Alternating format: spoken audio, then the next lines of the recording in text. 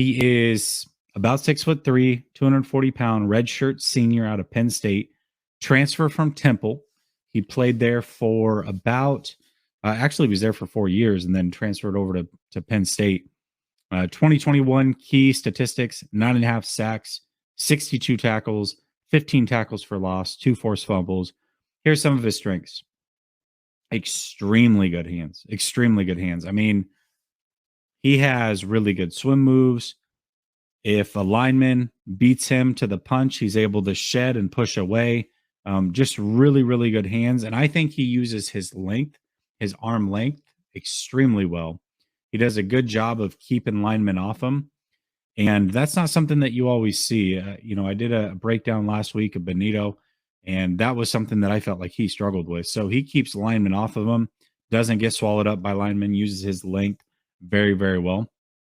Another strength, and this bodes well for the San Francisco 49ers in particular, is he can rush with his hand in the dirt, or he can do it standing up. So he's shown that he can do both. Other prospects are primarily standing up or primarily hand in the dirt, and he shows that flexibility throughout the game to do both of them. And then the other thing I would say is, just in watching him, it's clear that teams game plan for him. They'll do their best to stay away from him, or design rollouts to stay away from him, double team him, chip him, do whatever they got to do.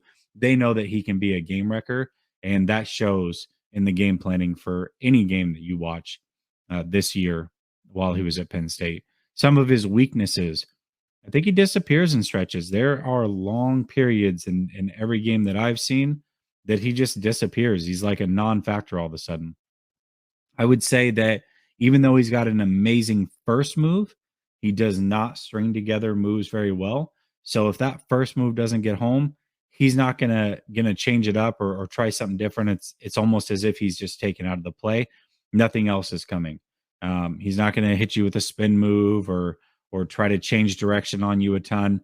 It's either get home or get beat, and there's no in between for him.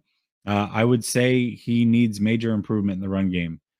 There are times where he will make a nice play in the run game, but there are times, more often than not, that he just gets taken out of run plays. They'll run right at him. He'll get chipped out of the way. He'll end up on the ground. Just not great at tracking down the line and being a factor in the run game. Not enough, in my opinion.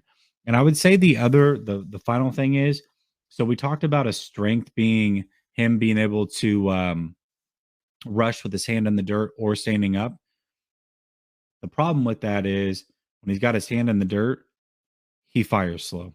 He's very slow at the point of the snap, and you see players next to him, much bigger players, actually engaging quicker and firing off quicker. So he is better standing up, especially on a third down situation, in a pass rush situation, because he's going to be able to fire off a lot quicker. When his hand is in the dirt, that is something he needs to improve. So overall, Arnold Ebiketie, chance he's there for the 49ers, and he definitely did some great things at the Senior Bowl from what I understand, and that may make his stock rise.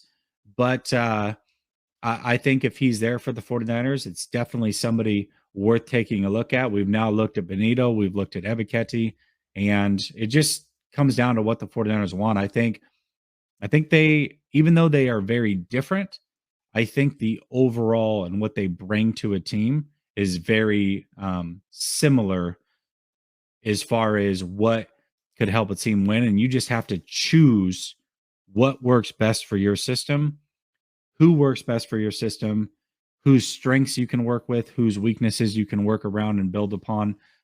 So I think that they could both be guys that the 49ers would certainly look at, and I wouldn't be upset with either one of them ending up in a 49er uniform. I'm just curious to see if that is what it comes down to, which of those two they would choose in round 2 at that 61st pick. So appreciate it, and I will be back next week with another breakdown.